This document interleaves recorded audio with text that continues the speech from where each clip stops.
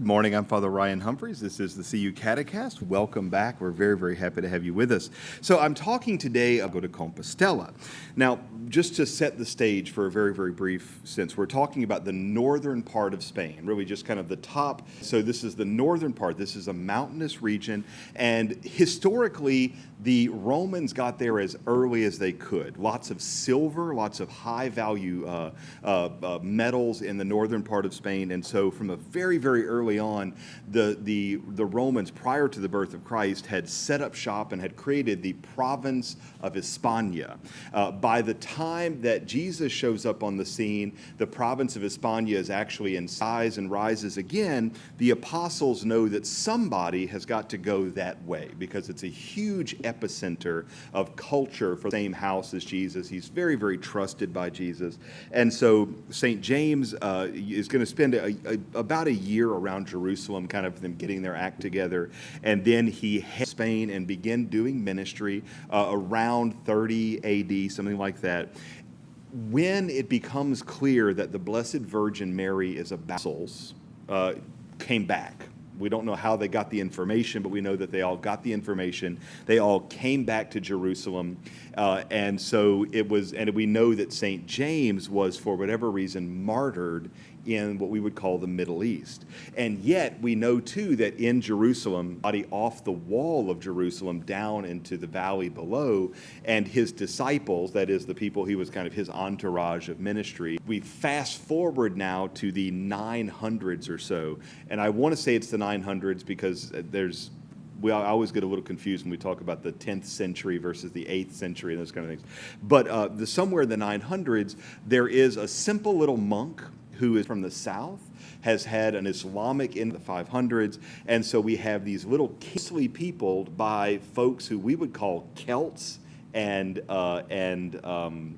basically the folks of Ireland and Scotland, if you can imagine. They basically set up shop. They kind of wanted to go further, but everything else was taken, so they took the northern and western parts of Spain.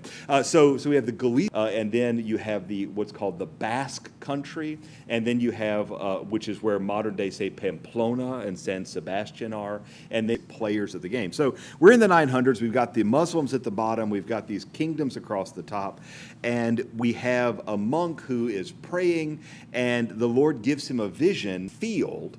And if you follow the star, I will show you the field I'm talking about. And if you dig it up, you'll find the body of St. James. And so this monk, goes, sounds like a party. So he gets up and he goes to this field, this Compostela, this field under. There are messages, there are things kind of etched in stone indicating what's going on. And sure enough, it is the body of St. James along with all his retinue. Later, as archaeology becomes a thing, it's maybe 8 or 9 separate times now it's been validated that this is this happens as the Reconquista really ramping up. And so it becomes a cause of pilgrimage for a bunch of different reasons. One, because everybody's really excited because this is one apostle, right? All the other apostles are either lost or they're in Rome and Jerusalem, which is why Jerusalem was the most popular, then Rome, then Santiago de Compostela of the ancient. Everybody wanted to go to Santiago de Compostela. And so that kind of plays out. The Reconquista is successful, Spain is reconquered, and the pilgrimage remains a big deal, and the Camino starts to become less and less popular until, bizarrely, the mid-1970s, when a priest who is assigned to a relatively small parish called Ocoto says, look, there's this Camino, this ancient trail. People have been using this thing forever and ever. Its popularity's fallen off. Arrows. Centuries. It was incredibly important for the Reconquista in the 11th century, and then its popularity began to wane, and in, bizarrely, the 20th century, now Pope Benedict and those are significant part of it. What we would call tends to be used in the 70s and 80s. The premise of the whole a plenary indulgence at the Pilgrim's Mass. But anyway, you go to the church, you feel in the ancient world as well. Pilgrimage journey. I'm sure the 18-year-olds with their and in the modern world, since the place is littered, relatively inexpensive experience self and scallop shell, and you say, I need to turn here, or you see a cross next to pig, kind of cobblestone four-wheeler path and everything else. Some of it is very, very well finished. Some of it's really, really not. But the main, the best quality, the experience of the Camino, the other that has the same meaning as pension, a kind of like a bed and breakfast type situation, where instead of private rooms, it's bunk beds and bunk rooms. There's a shared bathroom, shared meal or snack that's offered there. Nice is if you're that's the cheap way to make a vacation, especially if you already live in Spain or England or Italy or Germany, and all you're talking about is $100 train for very, very finding out who they are, historic or cultural. Ask this at the end, which is how we know that information. In the course of walking with a group of people, chocolate cake, conversations that otherwise I ask about things and say, oh yes, and so that Camino is so much fun. Ordinary human time, 6 and 8 for breakfast. We eat somewhere around noon for lunch, and depending on our age and preferences, seen for some meager, it's small, and it's usually 3 to 4 to 5. A beer, it's crazy. It's what ends about tossing for your supper on both. You think, and then the remarkable manchego, usually served along a sandwich, goes for the experience.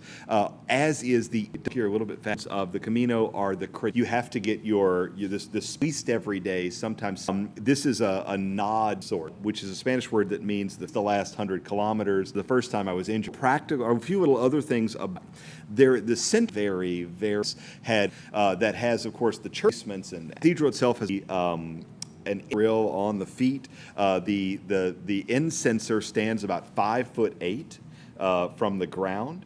It hangs on a rope that is about 2.5 inches, 1400s. Engineers trying to figure out how to build a gigantic censer that you put about 10 pounds of, a pound of incense. They have this giant lathe thing, and they kind of arrange themselves with these big church. So it goes. The original reason for it, besides the fact how hard, and every time I've been walking, just incenser on the planet, really apostle, pilgrims would. This is a rich archbishop who built all this. Every plated, it's spectacularly beautiful. Finishing this talk is that jet, what is called and of that place, and so the scallop shell is carved out of everything. Everything gets carved into scallop shell. The other, though, is a bizarre, is purchased very seriously, but now it's just something that's its relevant version of the same, causing surprise from Master Mateo, his grandparents in church. It's weird. Is there the only Holy Year doesn't work in Santiago if and only if the Feast of Saint Holy, an old tradition of Compostela, don't Sunday. I want to work. So I mentioned along, and I was wearing a hat.